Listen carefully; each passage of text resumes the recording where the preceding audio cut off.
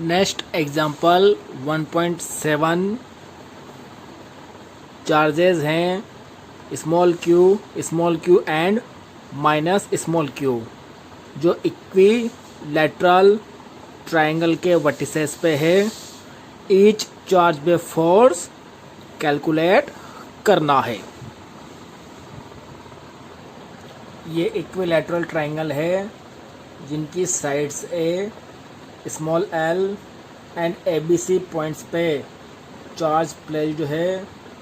ए point पर small q, B point पे भी small q and C point पे माइनस स्मॉल क्यू।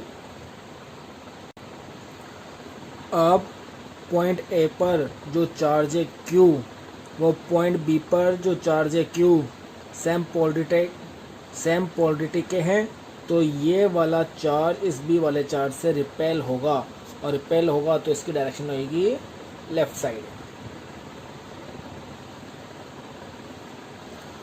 और 1 पर फोर्स लग रहा है 2 के कारण, तो यहाँ फोर्स हो जाएगा F12।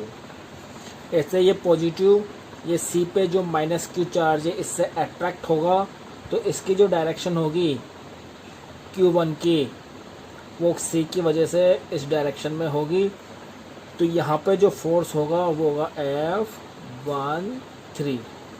इट मीन्स 1 पर फोर्स 3 के कारण। ऐसे ही Q2 चार्ज Q1 के कारण रिपेल होगा और इसकी जो डायरेक्शन ऑफ फोर्स होगी राइट साइड, तो ये फोर्स होगा F21। Force on charge Q2 due to charge Q1 and B point पे जो चार्ज है Q2 वो Q3 जो नेगेटिव है इससे अट्रैक्ट होगा और उसकी डायरेक्शन होगी टूवर्ड्स C और फोर्स होगा ये F23। Force on charge 2 due to charge 3। ऐसे ही charge Q3 equal to minus Q, इस पर A पर जो चार्ज है इससे ये अट्रैक्ट होगा और इसमें जो फोर्स की डायरेक्शन है टूवर्ड्स A और ये फोर्स होगा F31।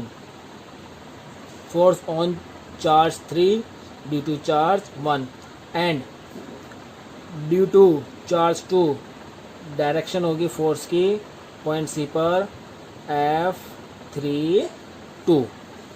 Force on charge 3 due to charge 2।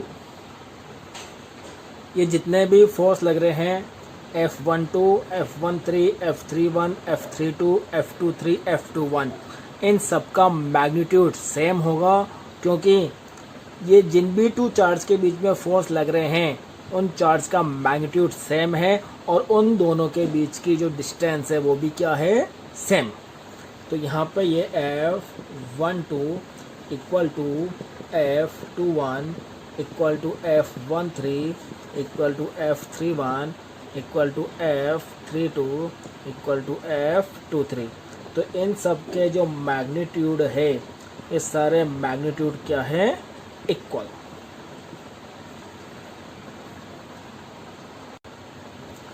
Point A पर 2 फोर्स लग रहे हैं F12 F13, दोनों का मैग्नीट्यूड सेम है, तो इनका जो रिजल्टेंट फोर्स होगा पॉइंट ए पर वो होगा इनके बिटवीन। तो इन दोनों के जस्ट मिडिल से जाएगा अपने पास और ये होगा F1, इन दोनों का अपने पास रिजल्टेंट। ऐसे ही F21 F23 पॉइंट बी पर फोर्स लग रहे हैं, दोनों का मैग्नीट्यूड सेम है, तो रिजल्टेंट इन दोनों के बीच में आएगा, तो इसका जो रिजल्टेंट है वो होगा यहाँ पे अपने पास F2। Same as C point पे 2 फोर्सेस हैं F31 F32, दोनों का मैग्नीट्यूड सेम है, तो इसका रिजल्टेंट फोर्स इनके बिटवीन वो आएगा अपने पास F3।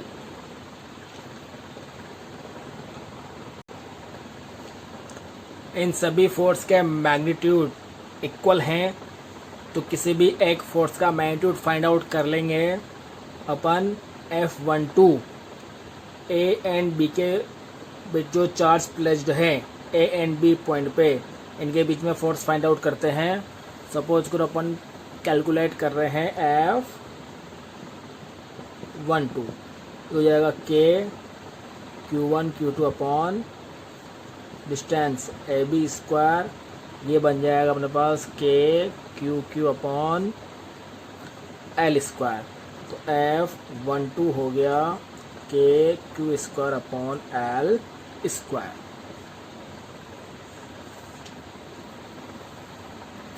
ये फोर्स मैग्नीट्यूड, इन सब फोर्स की वैल्यू सेम होगी K Q square upon L square.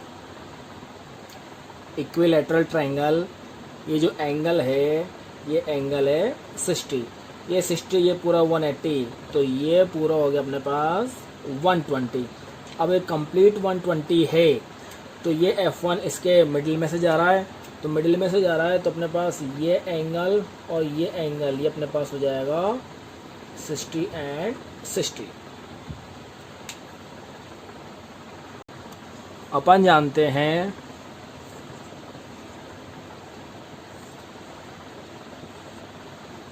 कोई भी एक्सेस किसी रिजल्टेंट के साथ अगर एंगल बनाती है तो उस एक्सिस के रेस्पेक्ट में उस रिजल्टेंट का कॉस का फैक्टर आता है और उसके परपेंडिकुलर साइन का फैक्टर आता है। ऐसे ही यहाँ पे F31 F1 के साथ 60 है, F12 भी F1 के साथ 60 डिग्री एंगल पर है, तो इन दोनों के फैक्टर्स F1 की डायरेक्शन में कॉस के करस्पॉन्डिंग आएंगे। तो F1 हो गया रिजल्टेंट, F1 हो गया resultant F12 cos 60 plus F13 cos 60। F1 equal to F12 की value magnitude K Q square upon L square, cos 60 1/2 plus same K Q square upon L square into 1/2, half and half मिलके complete. तो F1 आएगा K Q square upon L square.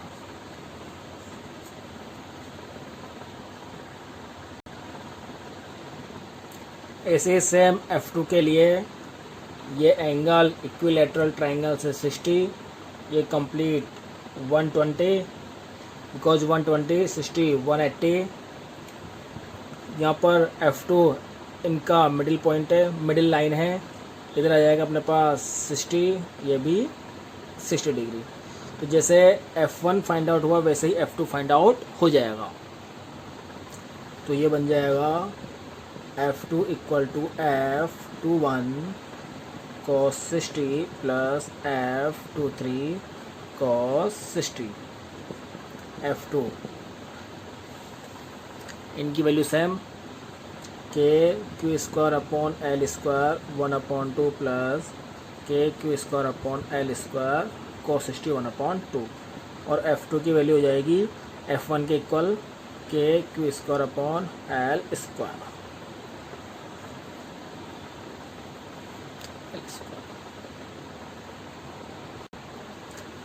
F3 point C से downward है, equilateral में ये complete 60, तो इसका half 30 degree और इधर भी हाफ 30 डिग्री।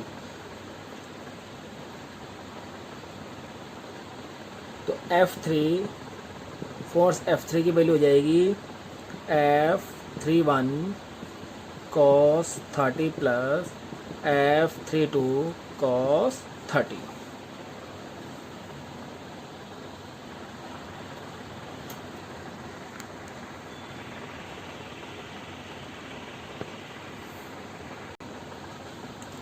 F31 की value K Q square upon L square cos 30 √3/2 plus F32 भी same K Q square upon L square cos 30 √3/2, ये रिजल्टेंट हो जाएगा √3 K Q square upon L square.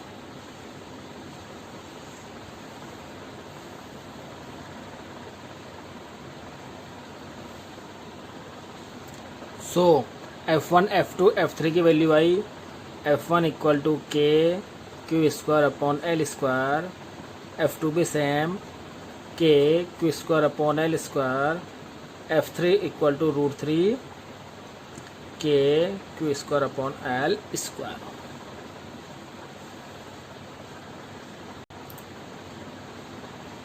If अगर अपन को टोटल फोर्स फाइंड आउट करना है तो वेक्टर की प्रॉपर्टी से इन सभी F1, F2, F3 फोर्स के लाइन ऑफ एक्शन को एक पॉइंट पे मीट कराएंगे। तो ये तो हो रहा है अपने पास F3, F2 के डायरेक्शन F2, F1 की डायरेक्शन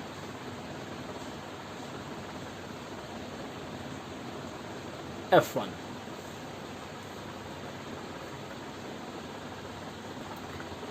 इलेवेंथ क्लास में वेक्टर की प्रॉपर्टीज पढ़ी है। वेक्टर को प्लेन में मूव करने पर उसमें कुछ भी चेंजेस नहीं होता। ये F1 फोर्स है, F1 फोर्स को अपन ने इसी प्लेन में इधर मूव कराया। F2 फोर्स है, इस F2 फोर्स को अपन ने इसी प्लेन में इधर मूव कराया।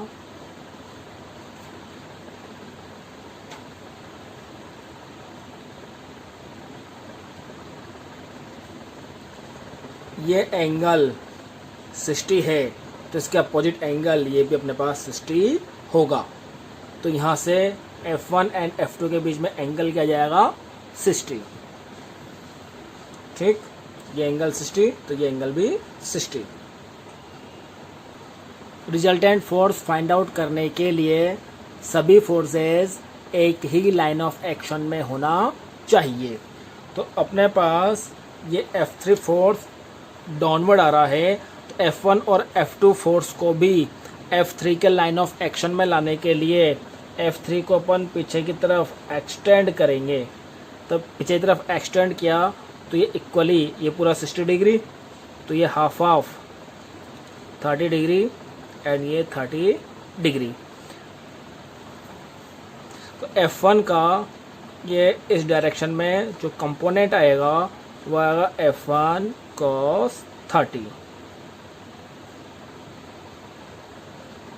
और F2 का भी इसी लाइन के अलोंग जो कंपोनेंट आएगा वो आएगा F2 cos 30।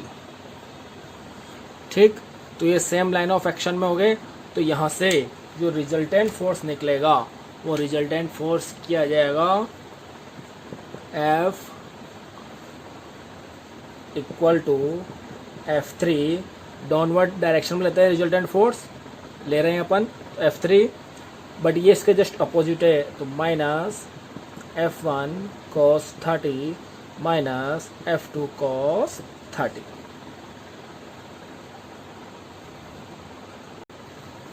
इन फोर्स की वैल्यू पुट कर देंगे। F3 की √3 K Q square upon L square minus K Q square upon L square, cos 30 की value √3/2 minus F2 K Q square upon L square, cos 30 की वैल्यू √3/2। जब इसको अपन solve करेंगे तो इसका जो रिजल्टेंट आएगा वो आएगा 0। It means charges are at equilibrium position.